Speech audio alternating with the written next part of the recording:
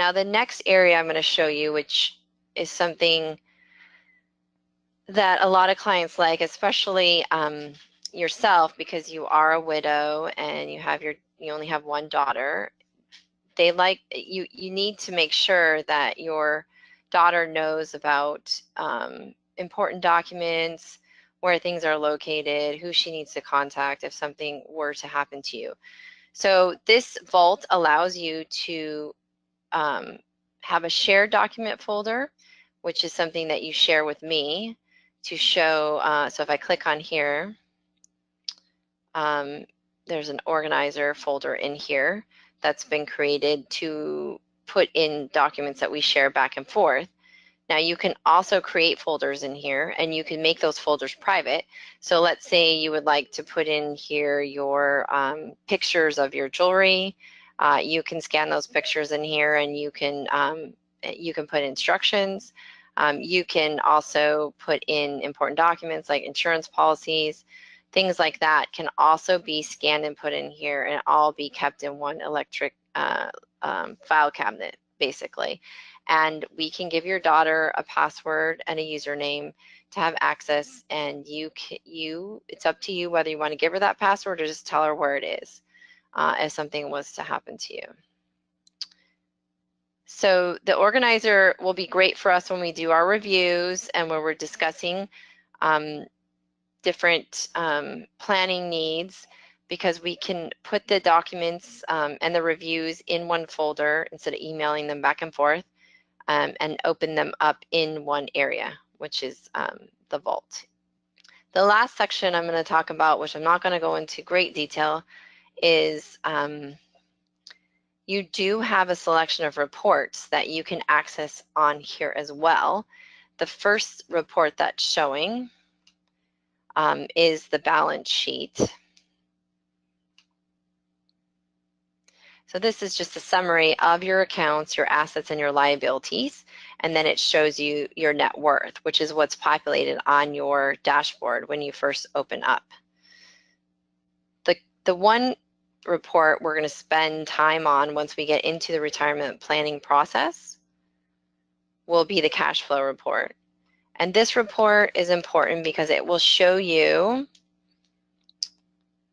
year by year at any given age the income that's coming in, the total inflows is the income, and then the total expenses going out, and that nets against your total portfolio assets, and it tells you whether or not you're on track.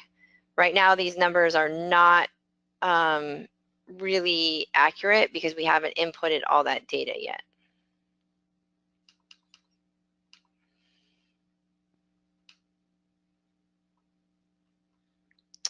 So once we get everything set up with the spending budget and we have everything going in, this will determine the reports that we'll use in the reviews, and we can set those up as favorites for you ongoing so that you don't have to see all the different reports.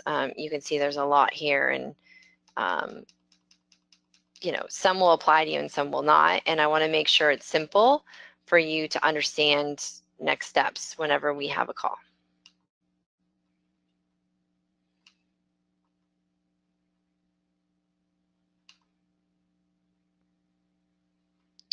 Okay, so that's pretty much everything within your dashboard and your actual workspace for paying attention to your spending and all of your investments and your goals. Now, there's another side of this program that I use for the advanced planning, and I was just going to give you a brief overview of those types of planning tools that we can use once we move forward. So in order to do that, I need to sign out.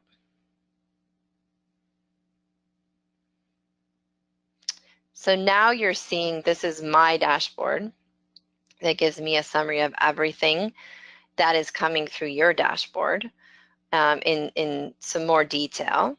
It also allows me to put in facts that I know or change facts. So if I go to this screen, I can go in and I can change income levels, expenses, protection. So I can make those necessary changes. And there's also an advanced section as well where it can get even more detailed. The part that I would like to share with you today is this section. So these are the tools that we use when we do the advanced planning. This is the goal planner, which is an interactive goal-based planning dashboard, and the decision center for cash flow, and then also distribution center, which is estate planning. So in the goal planner,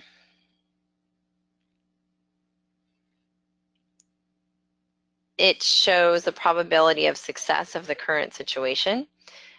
Once we populate those numbers and how much you have in assets and what you're spending and the income levels, it will run it through a Monte Carlo system, and it will show us what your probability of success is for retirement.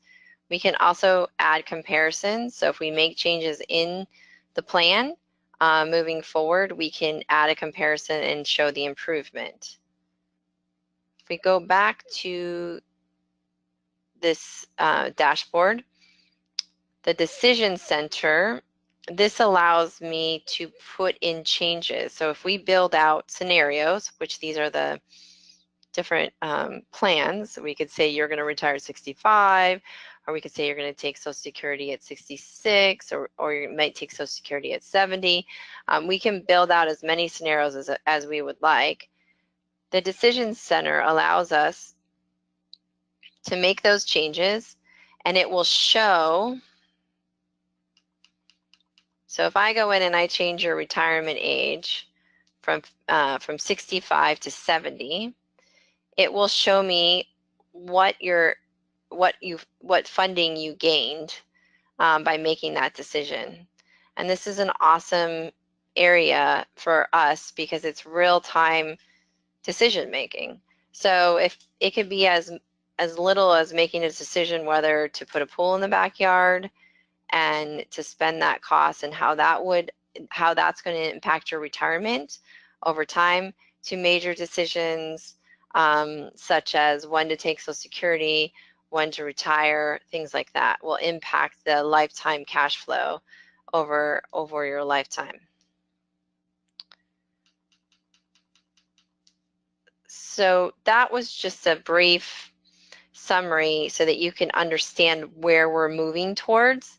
And these are the tools that I have available to me so that we can do interactive planning moving forward once we have your dashboard and all of your information in one place. It's so amazing how we can have a conversation about buying a car or leasing a car, and you're able to get an answer from me in 10 minutes instead of you having to bring in all of your documents and your budget numbers to me, and then me crunching the numbers manually and then going back to you and telling you.